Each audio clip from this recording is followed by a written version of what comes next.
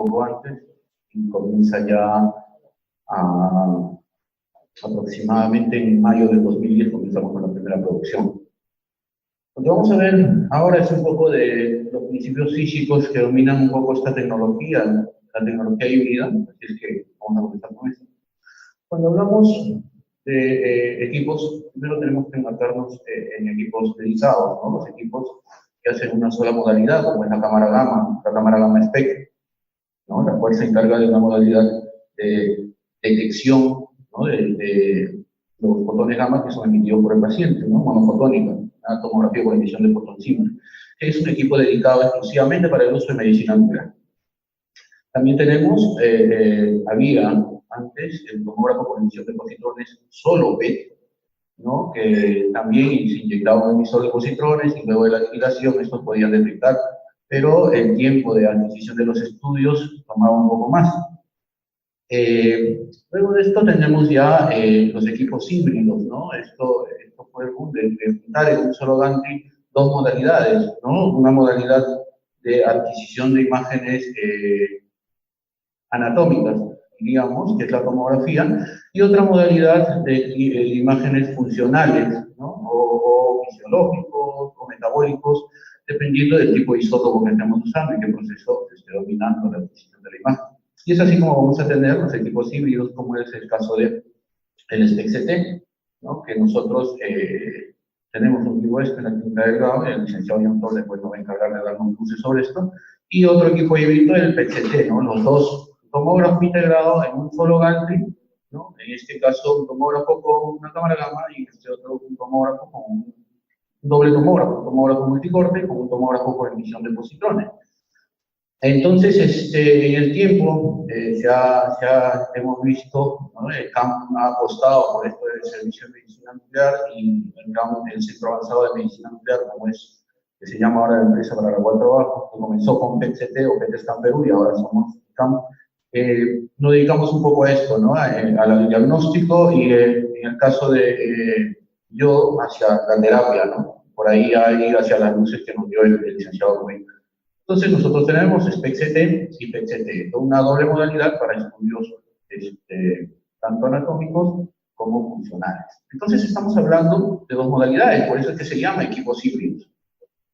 Ahora lo que vamos a hacer es adentrarnos un poquito más a este tipo de tecnología, ¿no? Vamos a ver un poco más del PET-CT, que es lo que vamos a...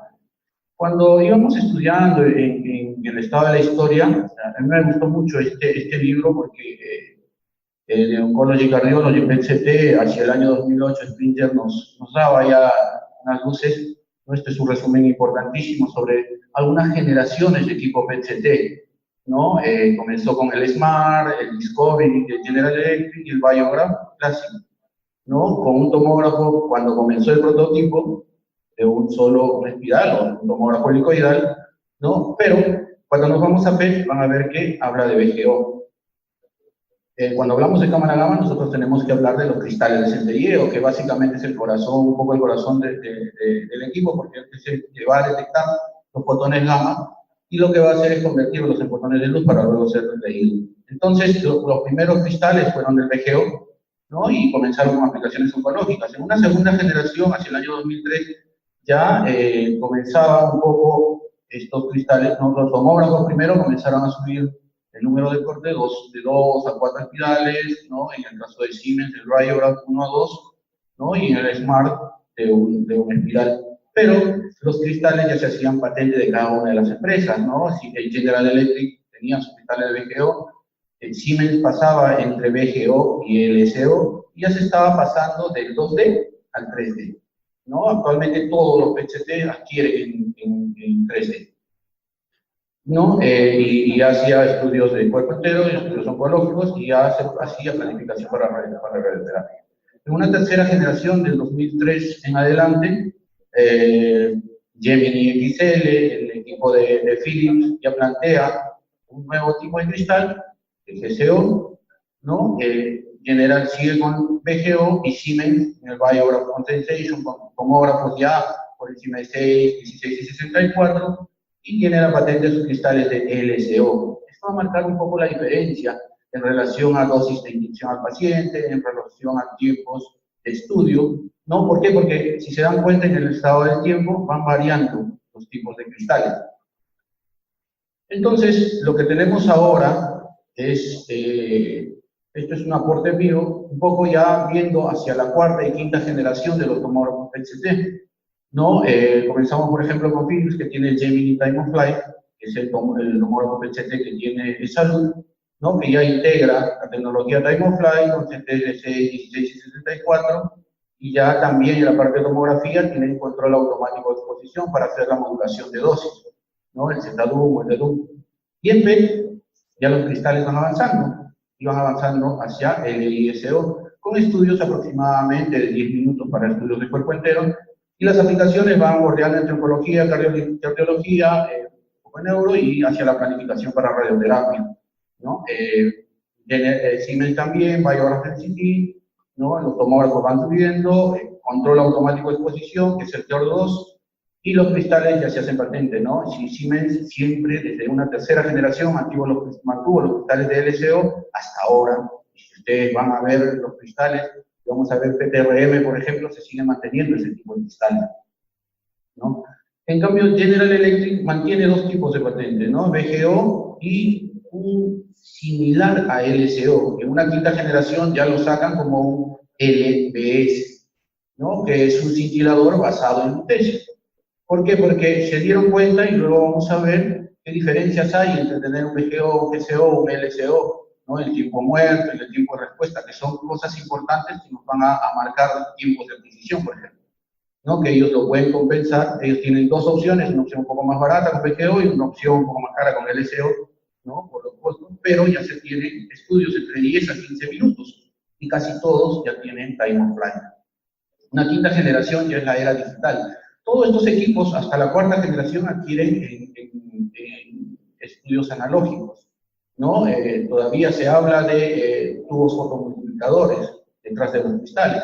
Pero ya en una quinta generación viene la era digital, ¿no?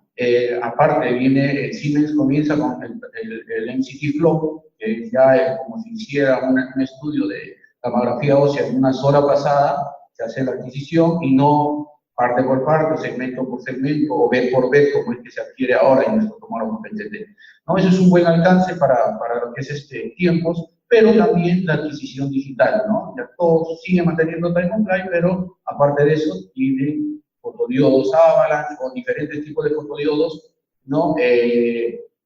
Detectores digitales, y ya no los detectores analógicos que deberían ser los tubos fotomultiplicadores.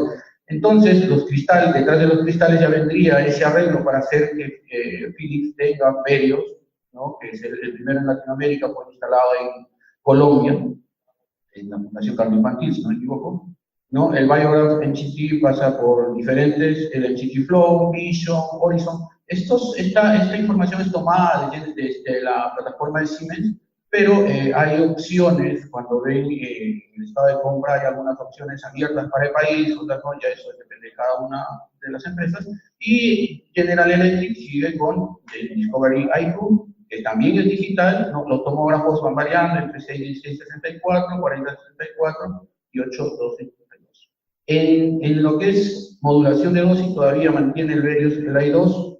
En cambio, Biograph, aparte de tener el modulador de dosis, también tiene el tomógrafo con sistemas de reconstrucción iterativa para disminuir la dosis. Y General siempre, desde ya los Discovery 710, ya tenía la opción de tener ACET para reconstrucción iterativa para tomografía. ¿Qué consecuencia buena traía esto? La reducción de dosis aproximadamente por encima de un 50%, ¿no? Los cristales, como ustedes ven, van variando, LISO, LSO y LBS, pero todos son en base a lutecio.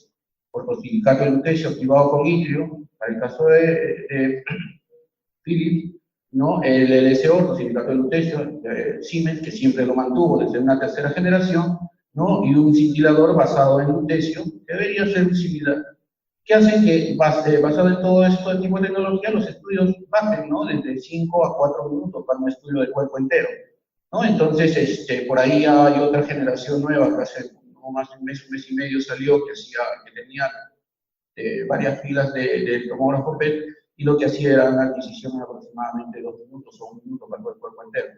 Pero va también el estudio de los costos. Entonces, las aplicaciones se mantienen, ¿no? Oncología, cardiología, planificación para radioterapia, pero va avanzando la tecnología en relación a los cristales. PTRM le trajo esto de la detección digital, que ya es aplicada hacia, a partir de acá lo que se tiene que ver es qué aplicaciones van a utilizar, ¿no? Que son ya los estudios posteriores a esto.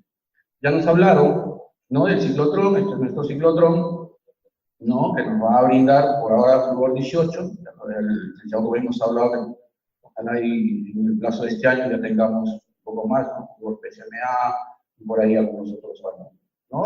Todavía tenemos el flúor 18 con una tiempo de vida media de 110 minutos, el trazador es el flúor glucosa y básicamente lo que vamos a ver es metabolismo de la glucosa. Cuando ya una vez que sale el fármaco aprobado y todo del ciclotrón, llega hacia nuestro servicio, ¿no? Hacia nuestro laboratorio de cuarto caliente, ¿no? Donde se va a hacer la recepción de la dosis, se va a medir la actividad de acuerdo al peso. Nosotros optamos por utilizar 0,12 milicuris por kilogramo de peso corporal, alcanzaría aproximadamente 8.4 milicuris para un paciente de 70 kilogramos de peso, ¿no? Esto depende mucho del tipo de cristales que estamos haciendo, ¿no? Tenemos monitor de radiación en nuestro cuarto caliente, monitor ambiental, monitor de Müller, un monitor ambiental y un kit de emergencia que felizmente hasta ahora no se ha utilizado, pero siempre está ahí para funcionar. También los fantomas de control de calidad. Cuando comenzamos hacíamos los controles de calidad del CT, casi todos los días hemos visto, hacemos controles de calidad, básicamente los de rutina diaria y una vez por semana el control de ruido para la parte de tomografía, que es importantísimo. A partir del quinto o sexto año ya los detectores de tomografía no son lo mismo, pueden ser afectados por el aire acondicionado, para la variación de temperatura. Esto hace que una vez por semana al menos tengamos que hacer, ¿no? Los controles de calidad y los regulatorios para el control de aire para ver que el ruido y la calidad de imagen esté siempre aceptada. Y también para la parte PET tenemos un fantoma de galio germanio, es el caso de Siemens. Tiene otra opción, ¿no? Este fantoma de galio germanio dura aproximadamente un año, hasta año y medio, y hacemos los controles, esto sí, de rutina. Algo que hemos aprendido en el tiempo, que estos controles van a ser críticos desde el punto de vista de que todos los días lo que se hace es cuantificación. Este es el aporte que hace PET hacia lo que en rutina se hace en SPEC, ¿no? Acá se hace cuantificación con el SUV.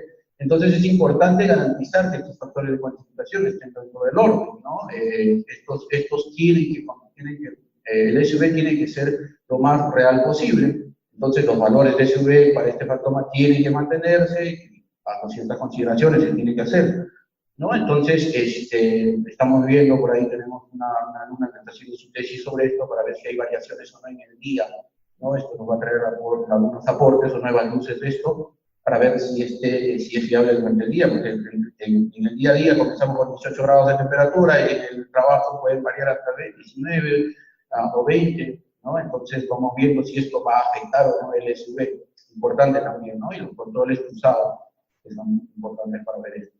Entonces, ¿por qué es importante esto de los controles de calidad? Porque los nuevos equipos de SPEC y SPEC-CT, los equipos híbridos, vienen ya con sistemas de cuantificación en SUV.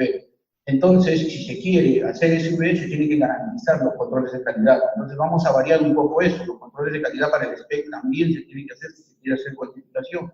Entonces, de esta manera también se tiene que trabajar, aprender de lo que se hacía en PET, los controles cruzados, con un fantoma llenado de flúor, los controles diarios, con el fantoma que el fabricante nos ofrece, para poder tener ese tipo de... Entonces, ya hablábamos, ¿no?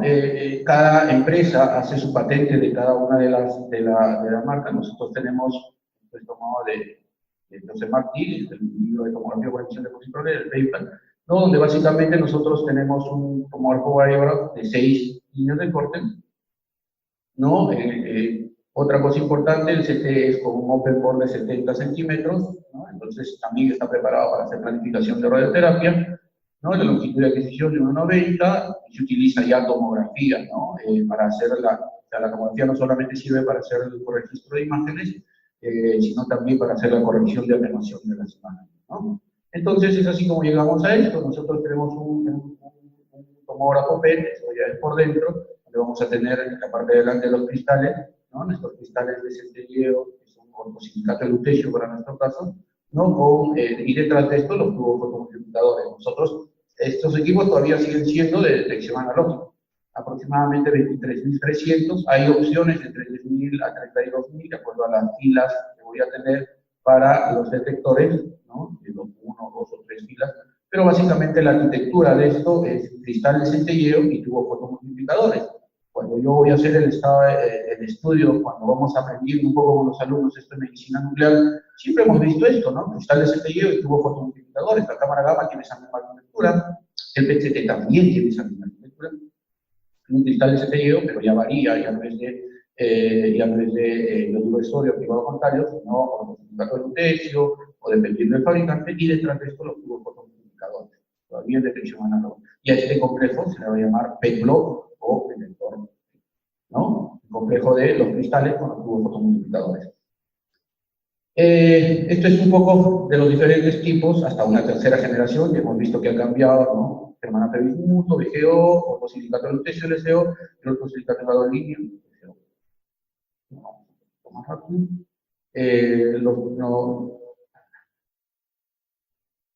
Esto también, ¿no? De acuerdo al tipo de marca, los Discovery de General Electric, que todavía tenían VGO hasta tercera generación, los de Siemens ELCO y los de Mini GCO, que ya pasaron a LISO. Es así como, un poco buscando, encontramos esto, ¿no? Esto es del 2005, ¿no? Donde nos hablaba un poco de la diferencia entre yoduro de sodio, que es el cristal que utiliza la cámara gamma, y los tres subtipos que utiliza los tomógrafos PET, donde básicamente vamos a ver dos características importantes: el tiempo de extinción, que va a estar en relación directa con el tiempo de respuesta, ¿no? Y el porcentaje de luz, ¿no? El tiempo de respuesta en espera, ¿no?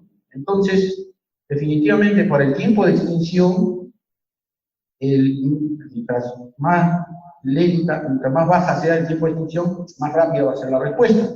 Esto nos hace que el tiempo de extinción, el LCO, sea muy alto, muy bajo, perdón, sea uno de los cristales ideales bajo estas características. El VGO, miren que tiene 300. Esto marca una diferencia importante, porque acá puedes hacer estudios en 15 minutos con estos cristales para nuestro equipo, y en VGO llegan aproximadamente a media hora, basado en solo el tiempo de respuesta.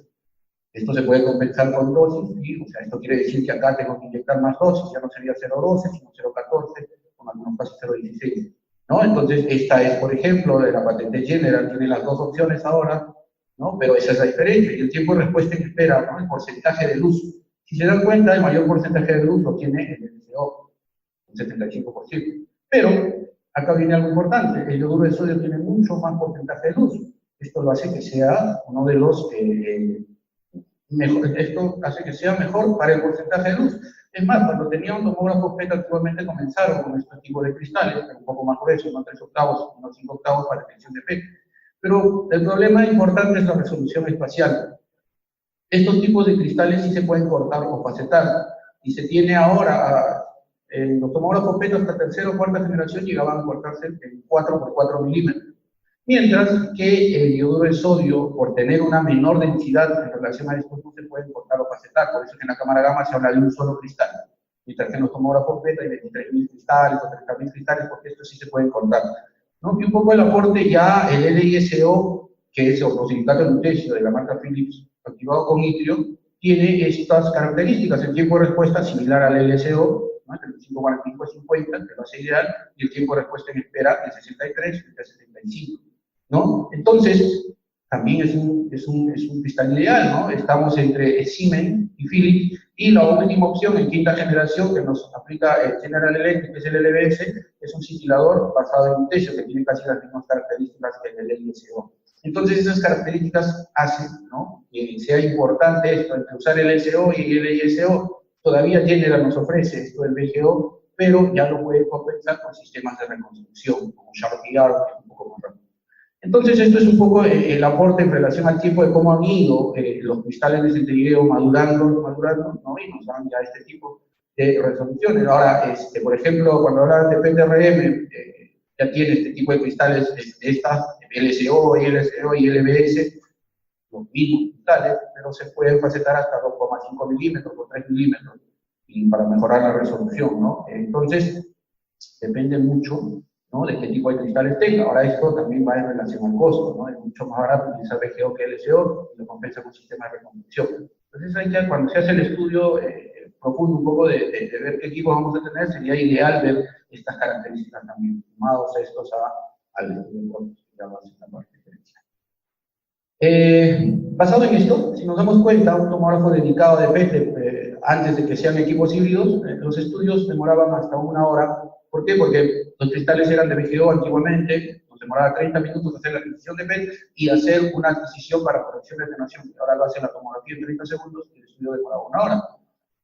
Con los cristales de GCO, VGO demoraban 30 minutos, con LSO y los paralelos a LSO, que son LISO o el LBS, demoran, hemos visto, hasta 4 minutos, ¿no? Hemos pasado de los 15 minutos hasta 4 minutos, ya operado en los tipos de cristales, en la cantidad de vidas y en las características de los sistemas de reconstrucción, ¿no? El CT, como todos sabemos, sigue avanzando, pero para nosotros lo importante ha sido tener un open bore, una apertura de 70 centímetros, por ahí un poco, en algunos equipos un poco más ancho, que hace esta característica importante, ¿no?, frente a los tomógrafos convencionales que se puede usar para planificación para radioterapia. La camilla es un poco más amplia, ¿no? Nosotros ya estamos haciendo un poco de esta planificación de radioterapia con el servicio de radiooncología, nos traen a sus pacientes con todos sus inmovilizadores. Entonces, ¿por qué? Porque nuestro equipo está preparado para eso.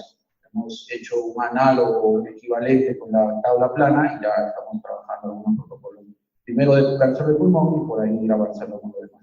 Pero, ¿no?, los tomógrafos ya vienen con detectores de interfaz cerámica, ¿no? Y lo que hablamos, ¿no?, el control automático de exposición o el modulador de dosis para poder, en el tiempo, lo que se ha hecho por los cristales, para poder inhibir los tiempos o la dosis del paciente. También tomografía tiene su control automático de exposición, ¿no?, para poder hacer los estudios de adquisición.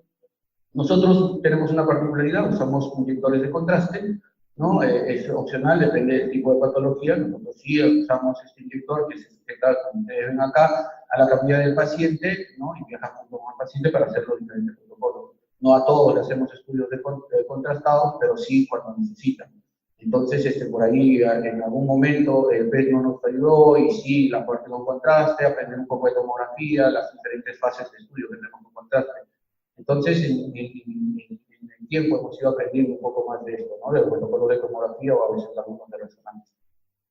Entonces, ¿qué tenemos nosotros? Un tomógrafo PET-CT con nuestra estación de trabajo, ¿no?, en una sala contigua el tomógrafo, un PET-CT con cristales de LSO, un tomógrafo de 6 líneas de corte, un tomógrafo multicorte, ¿no?, que nos permite hacer ya los estudios, y al costado nuestro la estación de los médicos, ¿no? Este es un poco las características de nuestro equipo. Ahora ya sabemos, ¿no?, LSO, silicato de lutecio, cristales de 4 por 4 milímetros, ¿no?, 32.440, y un patrón importante, la resolución espacial, que llega a ser de 4,2 milímetros. ¿Por qué? Algo que se me viene a la cabeza, si tengo cristales de 4 por 4, ¿por qué mi resolución no es 4? ¿No? Entonces, un poco más adelante vamos a ver eso. Pero esa pregunta queda, luego lo sorteamos, ¿no? Y eso tiene que ver mucho con lo que nos decía hace un momento el licenciado Rubén, la importancia o la diferencia entre el gallo y el flujo, cuánto está por la resolución. Vamos a ver ahora eso. Entonces, el paciente ya viene, la enfermera que carga nuestro servicio a prepararlo, nosotros medimos la dosis, la llevamos con este coche, esto nos ayuda a tener distancia y blindaje, y en el tiempo lo optimizamos, ¿no?, ya con la práctica, los tres patrones de distancia, tiempo y blindaje.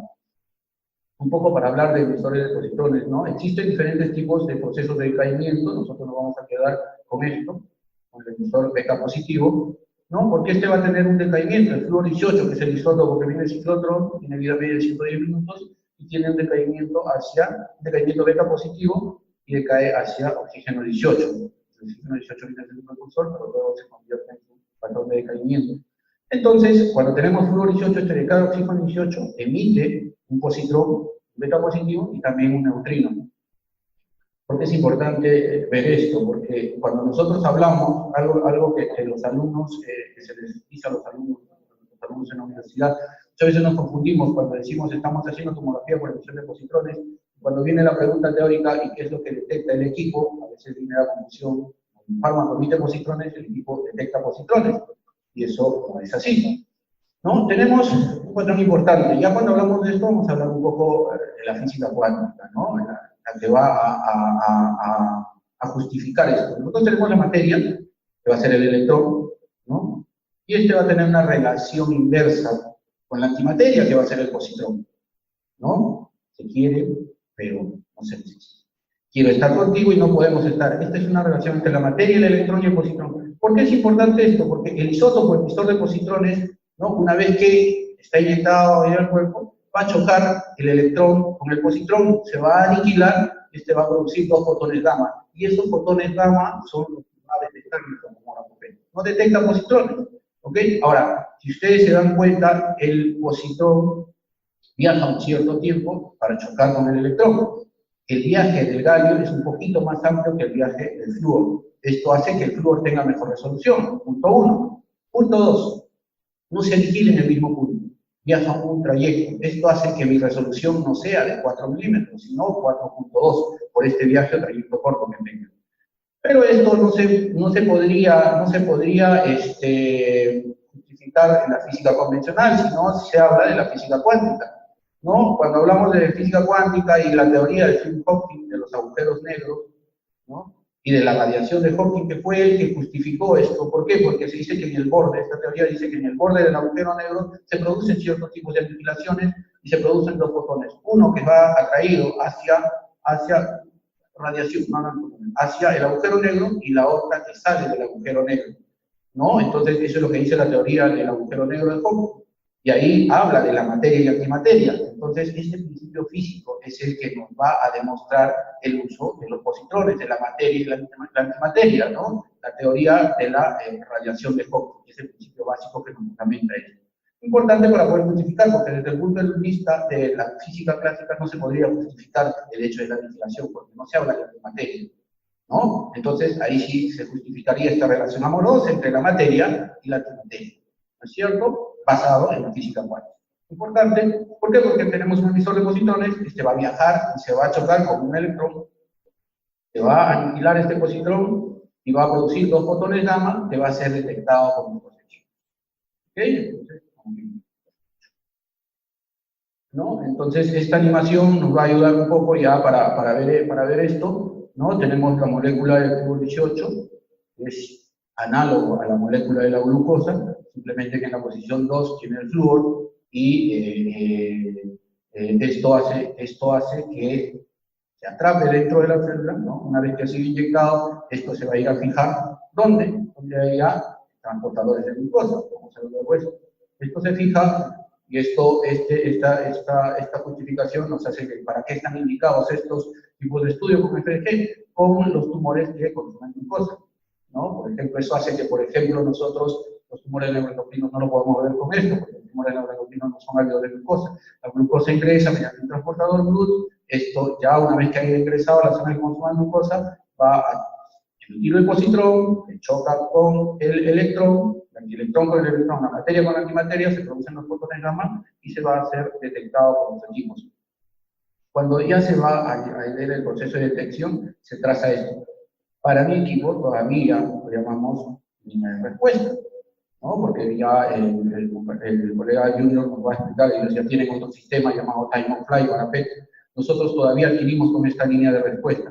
Cuando se da una aniquilación que esté dentro de esta línea de respuesta, en la teoría, por ejemplo, comenzaron por 12 nanosegundos, pero para nuestros cristales del LSO, utiliza 6 nanosegundos, y esto también ha ido bajando, esto le llaman colimación electrónica, ¿no? Se traza una línea de respuesta cuando se va a una buena coincidencia, pero también hay coincidencias dispersas o coincidencias aleatorias, que van a dar imágenes parásitas. Algunas se van a ser detectadas, otras se van a discriminar si están dentro de esta ventana de tiempo, 6 nanosegundos, para poder hacer esto. Esto ya se hace dentro del equipo.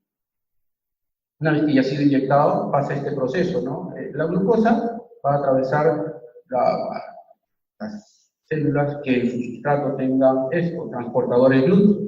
Estos transportadores de luz ingresan a la glucosa, ¿no? Y dentro de la célula, esta glucosa, mediante la exoquinasa, va a convertirse en glucosa 6-fosfato y luego salen al ciclo glucídico. Eso es lo que pasa convencionalmente con la glucosa.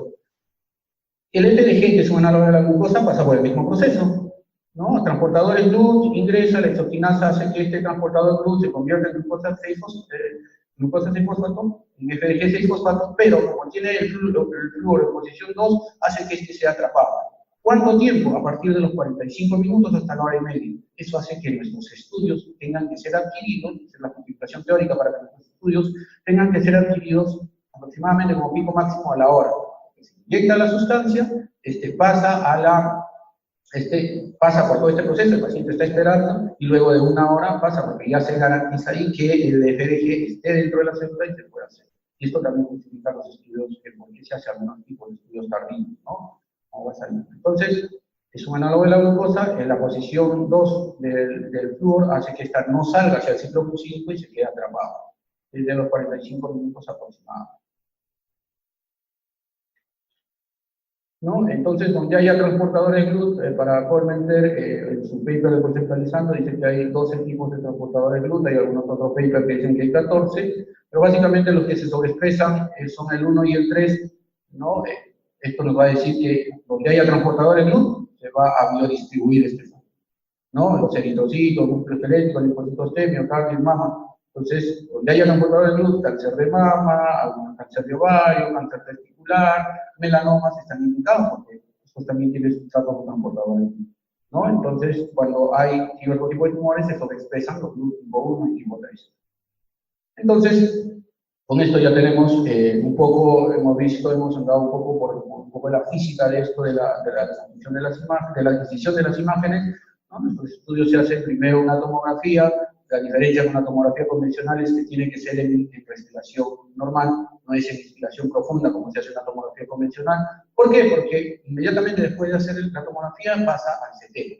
¿Okay? Inmediatamente se hace la tomografía del CT, pasa al PET. Y el PET toma momentos, ¿no? O tiempos, o veces. Vamos a ver ahora. Cuando se hace la adquisición del topograma, el PET se hace en segmentos o tamas o beds. Para nuestro caso, cada segmento o bed dura 2 minutos.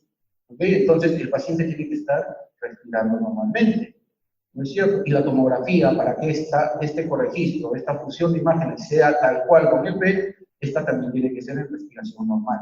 Por eso es que nuestra tomografía, frente a la tomografía convencional, no es con respiración profunda, ¿no? La tomografía, no estamos acostumbrados, desde el punto de vista de la tomografía convencional, se hace en respiración profunda. En el PET, la tomografía se hace con respiración normal, para que el corregistro, luego que tenga ya las imágenes PET en 3D, como ya les dije, a partir de la segunda generación de PET, todo se adquiere en 3D, ¿no? La tomografía sea con respiración normal y esta haga un buen corregistro.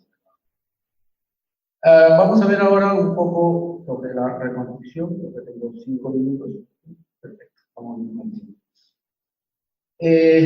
para los que vemos medicina nuclear un poco, nosotros estamos acostumbrados al concepto de sinograma, ¿no? Y cuando vemos que es un sinograma, vamos a ver que la teoría nos dice que es la representación bidimensional, para el caso de PET, de las aniquilaciones en el espacio. Eso es lo que nos dice la teoría del sinograma. Entonces, lo que se hace es, el equipo recoge las aniquilaciones, ¿no? Las verdaderas aniquilaciones, las que están dentro de la línea de respuesta, y lo que hace es convertirlo en un sinograma, ¿no? Este sinograma va a ser un histograma bidimensional de las aniquilaciones en el espacio. ¿Por qué es importante esto? Este sinograma también nos sirve cuando hacemos controles de calidad para ver si los cristales, cuando utilizo un fantoma normal, nos sirve para ver si los cristales están bien o no, ¿no? Para hacer los controles de calidad, también lo van a hacer este sinograma. Entonces, el primer paso aprobado, el equipo genera un sinograma. Cuando tenemos los tipos de reconstrucción, vamos a tener dos tipos, según la teoría, la analítica, ¿no? Y la iterativa. Actualmente la tomografía está entre la analítica y la iterativa, es un boom actualmente, tanto para medicina nuclear, que comenzó hace mucho tiempo, ¿no? Ahora vamos a ver por qué, y para la tomografía en estos últimos 8 años ha tomado un boom importante, porque con eso hacen la reducción de dosis. La analítica va a estar dominada por la retroproyección filtrada, ¿no es cierto? Que lo que va a hacer es sumar retroyecciones y luego va a filtrar para evitar estos artefactos, ¿no? Entonces, pero cuando yo voy a buscar la reconstrucción iterativa, que es la que domina ahora en el mundo de la medicina nuclear, en SPEC. Cuando voy a buscar a la teoría encuentro esto, la teoría de copos de nieve de Koch, ¿no? Que vamos a ver. ¿Y cómo se ve esto desde el punto de vista de la matemática, ¿no? La reconstrucción iterativa en la matemática nos dice que tengo una línea. Si a esta línea le pongo dos líneas como esta, voy adquiriendo más imágenes. Cada vez que yo sumo estas dos líneas, voy a llamarle iteraciones. Entonces yo voy sumando, iterando, ¿no? Voy representando esto. Pero se cumplen dos funciones importantes: iteraciones, y dos, si yo le hago zoom a esta imagen de 6 iteraciones, siempre voy a encontrar esta imagen primigenia. ¿Cómo se llama esto? El principio de autosimilitud. ¿Ok? Entonces, eso es importante para poder comprender esto de la teoría. ¿Por qué? Porque esta fue el principio de lo que se llama la matemática fractal o la geometría fractal, que es la que domina esto. Entonces, la teoría de copos de nieve de Koch, ya vimos, va iterando y va sumando. ¿De dónde viene esto? Hacia los años 70, ¿no? Juliá crea esta fórmula, y cada vez que ingresa un número a esta fórmula, le va a llamar iteración. ¿Ok? Pero Juliá hacía este modelo en papel, porque todavía no había recursos de computadora. Cada vez que colocaba un número, se generaba otro, y iba iterando. ¿Ok? Pero esto se hizo en papel. Luego, Mandelbrot lo que hizo fue llevar esto a las computadoras. Mandelbrot es el creador, un poco el padre de la geometría fractal. Es lo que hizo llevar los números de Juliá hacia la computadora, y fue el creador de este tipo de imágenes. Cuando nosotros vemos este tipo de imágenes, ¿no? La película y un montón de factores ahora se dominan por esto de la geometría fractal. Siempre va a haber dos principios. Para llegar a la imagen final, ha pasado por múltiples iteraciones. Y si ustedes ven esta primera imagen y le van haciendo zoom, como ustedes ven, siempre van a encontrar la primera imagen, ¿no?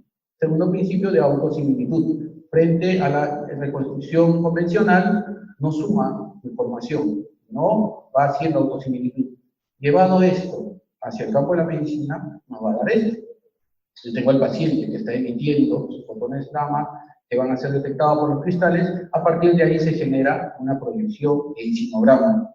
Esta se retroproyecta, ¿no? Hace un original y salga una ocurrencia. Y lo que hace es compararla con esta primera imagen, con este sinograma que sacó. A este paso, o a este proceso, se le va a llamar iteración. Una iteración, proceso. Entonces, la primera generación de iteraciones hacía solamente esto. Una iteración, dos iteraciones, tres iteraciones. ¿Por qué es importante? Porque después de múltiples iteraciones, ustedes ven la imagen de la parte inferior derecha, va a ir corrigiéndose, pero no va sumando información. ¿Ok? Va a ir corrigiéndose y va comparando. Se corrige y compara y llega hacia la imagen ideal después de n iteraciones. Ahora, mientras más iteraciones haga, más recursos de computación, más tiempo. Entonces, la segunda generación lo que hace es MLEM, máxima expectación. O sea, no hace una iteración, sino va haciendo un proceso un poco más rápido, que es la segunda generación, ¿no? Va haciendo diferentes iteraciones, pero va tomando sus recursos. Los primeros recursos de iteración demoraban 30, 40 minutos. Después de una iteración va haciendo esto. Luego, segunda iteración, va mejorando, porque va comparando, mejorando la imagen, va comparando, y al final de N iteraciones ya va teniendo esto, ¿no? Al final de N iteraciones. Actualmente ya estamos en esta, OSEM. ¿Qué significa? Tiene la máxima expectación, que es la primera generación de iteraciones, pero esta las ordena en subconjuntos. ¿Por qué va a ser importante esto? Porque hace que sea el proceso un poco más rápido. Hace una generación, agarra un lado y la genera, otro lado y la genera, y en un momento, casi en la quinta parte de la otra, hace más rápido el proceso, ¿no? Ordena los subconjuntos y hace al final de una iteración y dos subconjuntos, hace que esta sea mucho más rápido. ¿Por qué es importante esto? Acuérdense de OSEM, tercera generación de reconstrucción iterativa. Cuando nosotros tenemos retroproyección filtrada, el filter back projection, se generan estos, ruido, que luego tiene que ser filtrado. Mientras que cuando tengo el iterativo no se genera esto. La diferencia en imágenes, esto, si ustedes ven, el filter back projection, el mismo paciente, nuestro paciente del estudio, Estas son imágenes de nuestro servicio. Ven a la izquierda el ruido y a la derecha sin ruido. Vamos a verlo acá, donde se ve un poco más. O sea, ¿qué nos dice esto? Que yo, si quiero llegar a esto, tengo que subirle un poco más la dosis o aumentarle el tiempo, que como sé, lo hago menos. Ahora, cuando yo tenía, nos pusimos a ver esto, un poco para la didáctica, ¿no? Con Feedback Projection tengo captaciones, como si no, tengo una captación que me llama la atención a nivel de la axila, positivo en Feedback Projection y hemocentro, pero mis profesores siempre, cuando estudiaba tomografía, me decían, si lo ven en un eje, cambia al otro eje y ve. Ustedes ven eso, en la vista sagital, es un punto pero aplanado, y en la axial no existe. ¿Qué ha pasado? Lo que pasa generalmente en tomografía, artefactos, ¿no? En una zona dura, que puede causar este artefacto una hipercaptación que no necesariamente está ahí. Ese es el problema que tiene Feedback Projection, ¿no? Es como un paciente de nosotros. Entonces, basado en eso, yo me iría hacia OSEM, ¿no? Entonces, los equipos, tanto de medicina nuclear convencional, SPEC y PET, ya tienen esto, ¿no? Dependiendo de qué tipo de generación. Cuando ya hablamos de OSEM, vamos a hablar de iteraciones y subconjuntos, ¿no es cierto? Porque es el proceso en el cual ha llegado. Y en imagen, ¿cómo se va a ver esto? Yo varío las iteraciones, la imagen va variando de más suavizado a un poco más fino. ¿Okay? Entonces yo cuando voy a escoger, voy a hacer esto, este ejemplo en el servicio, yo tengo que escoger aproximadamente una imagen que sea similar a las últimas, pero con el menor recurso de tiempo. Más iteraciones, más tiempo. Vemos en blanco y negro o en color. Y lo mismo para los subconjuntos, se puede variar la cantidad de subconjuntos, ¿no? Esto para nuestro equipo, ¿no? Menos subconjuntos, un poco más suavizados, más subconjuntos, un poco más de detalle, ¿no? Esto hace, pues lo mismo en color, esto hace que yo haya llegado en algún momento a tener 6 iteraciones y 16 subconjuntos. Otro patrón importante en reconstrucción también es esto, el FWHM, ¿no? Que nos va a ayudar un poco a mejorar la resolución, ¿no? De acuerdo al equipo que usamos. Nuestro estándar viene a ser entre 5 y 6. ¿Por qué es importante todo esto? Porque tomografía utiliza actualmente esto, ¿no? Los sistemas de reconstrucción iterativa. Tiene ahí que no va hacia el sinograma, va después. Esto hace que reduzca la dosis, pero no tan grande, pero puede mejorar la calidad de imagen, ¿no? General Electric tiene esto, Acer, que también lo da para los equipos, ya hemos visto en las generaciones, en reconstrucción iterativa, y hace que las tomografías, usando la reconstrucción iterativa, disminuyan la dosis, ¿no? Si ustedes ven acá, alrededor de 0,56 milisievert, de lo que en una tomografía coronaria llega a 15 a 20 milisievert. ¿Por qué es importante? Porque si hemos hablado de sinograma y de iteraciones, la tomografía la ve igual. La tomografía hace un raw data o un sinograma y todavía, por la cantidad de información que tiene, se está manejando en relación a iteraciones. Todavía está en la primera generación de reconstrucción. Pero con este tipo de reconstrucción iterativa es que reducen la dosis, ¿no? Y van a hacer el mismo. 2 minutos y termino. La tomografía, ya hablamos, se utiliza para corrección de atenuación. Ustedes ven acá del lado izquierdo es la imagen sin corrección y acá la imagen con corrección. La tomografía hace esto, ¿no? A partir de las unidades Humphrey hace la corrección. O sea, la tomografía no solo sirve para hacer el corregistro fusión, sino también la corrección de atenuación. Es así que llegamos hacia las imágenes ya en corregistro fusión. ¿Por qué les puse esto? Un poco ahora el problema que tenemos, hicimos algún ejemplo con una rata, inyectamos fluoruro de sodio, ¿no? Trabajado en el ciclotrón, ¿no? Y variando iteraciones y subconjuntos pudimos hacer la adquisición de un estilo de esto, ¿no? En una rata de laboratorio inyectada con fluoruro de sodio, que se puede adquirir fácil en nuestro equipo y si la ley nos permite, podríamos hacer el fluoruro de sodio para hacer. Entonces, cuando hacemos estudios, vemos, ¿no? Tomografía, vemos TIR2, vemos kilovoltaje, vemos miliamperaje, pero cuando vemos ya en la literatura los estudios de PET, van a encontrar esto, 4IT y 8SS. ¿Qué significa? 4 iteraciones y 8 subconjuntos, ¿no? Las diferentes variaciones van a estar ahí, ya en los papers van a encontrar. Y a partir de ahí tenemos las diferentes variaciones de imagen, la restitución y todo lo demás, ¿no? A partir de esas imágenes.